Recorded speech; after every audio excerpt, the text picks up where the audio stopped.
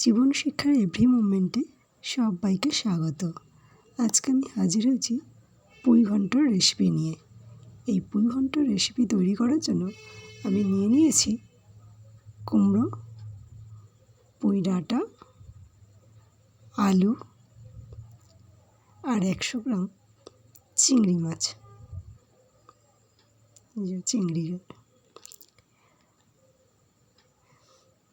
পুঁই শাক থেকে আমি পুঁই শাকের ডাঁটা আর পাতাটাকে আলাদা করে নিয়েছি।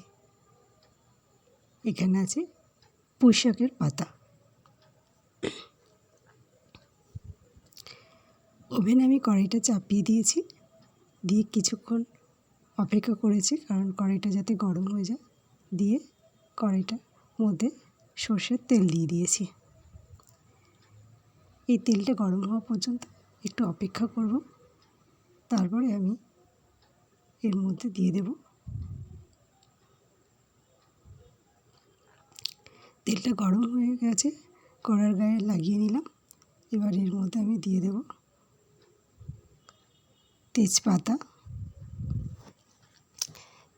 তেজপাতাটা দিয়ে একটু নাড়িয়ে নেব। নেওয়ার পরে দিয়ে দেব 2টো শুকনো লঙ্কা। এই 2টো শুকনো লঙ্কাকে আমি ভেঙে দিয়ে দেব। দেওয়ার পরে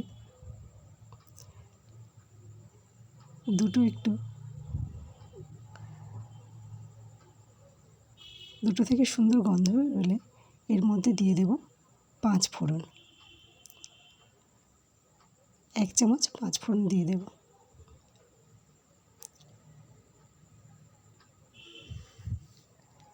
এবার ফোড়নটা দিয়ে একটু নাড়াচাড়া করে নেব যতক্ষণ না পর্যন্ত এই ফোড়নটা থেকে একটু সুন্দর গন্ধ বেরোতে শুরু করে। গন্ধ বেরোতে শুরু করেছে। এবার আমি দিয়ে দেব এর মধ্যে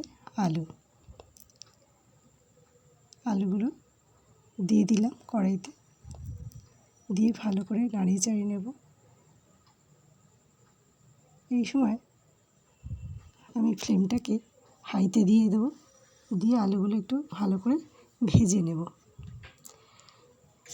আলুটা একটু ভালো করে ভাজা হয়ে গেলে আমি এর মধ্যে দিয়ে দেব একটু নুন। এই লবণটা দিয়ে দিলাম আন্দাজ মতো, কারণ অল্প একটু লবণ দিয়ে দিলে ভাজার সময় আলুগুলোর মধ্যে লবণটা ঢুকে যাবে এবং একটু সিদ্ধও হয়ে যাবে। দেওয়ার পরে এই আলুর মধ্যে দিয়ে দেব পুঁই ডাঁটাগুলি।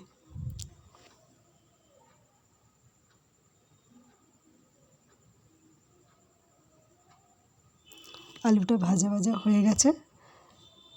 এবার আমি পুঁই ডাঁটাগুলো এর মধ্যে দিয়ে দেব। পুঁই ডাঁটাগুলো এর মধ্যে দিয়ে একটু ভালো করে ভেজে নিলে কী হবে, ডাঁটাগুলো খুব সুন্দর সিদ্ধ হয়ে যাবে এবং ডাঁটার মধ্যে লবণটাও ঢুকে যাবে। এলে কী হবে, ডাঁটাগুলো খাওয়ার সময় ভালো লাগবে খেতে।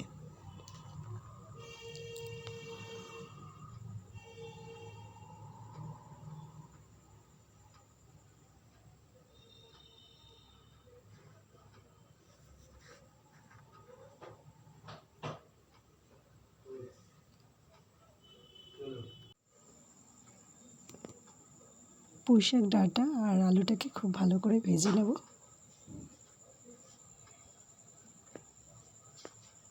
খুব ভালো করে ভাজা হয়ে গেলে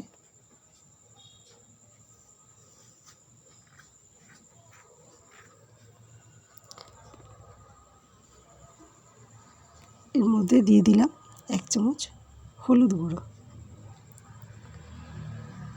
দিয়ে সমস্ত সবজির সঙ্গে ভালো করে মিশিয়ে দেব এবং হলুদটা যতক্ষণ না কাঁচা গন্ধটা যায়।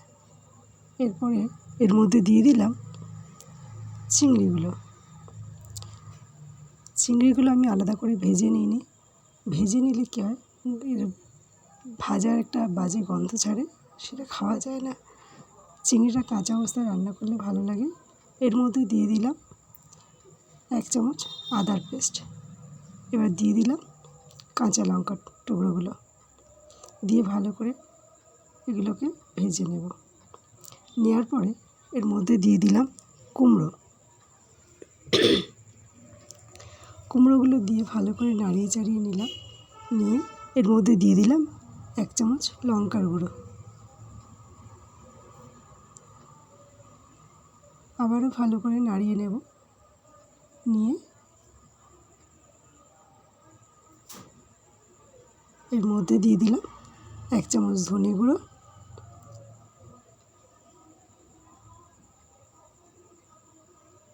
এবার কিছুক্ষণ পরে দিয়ে দিলাম 1 চামচ জিরে গুঁড়ো।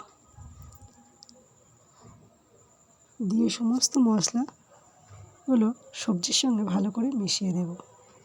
এরপরে এর উপরে দিয়ে দিলাম পুঁই শাক পাতাগুলো।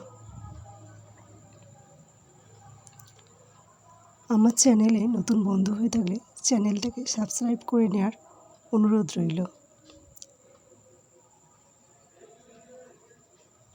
পুঁই শাকের পাতাগুলো ভালো করে মিশিয়ে দিলাম। দিয়ে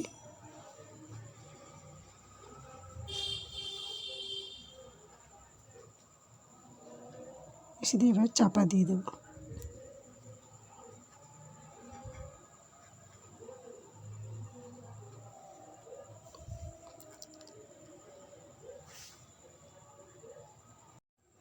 তরকারিটা প্রায় আমার হয়ে গেছে। আমার চ্যানেলটাকে সাবস্ক্রাইব করার সাথে লাইক শেয়ার কমেন্ট করতে ভুলবেন না। আজ আবার এই পর্যন্ত। অন্য কোনো দিন হাজির হয়ে যাব অন্য কোনো নতুন রেসিপি নিয়ে। সবাই ভালো থাকবেন, সুস্থ থাকবেন। ধন্যবাদ।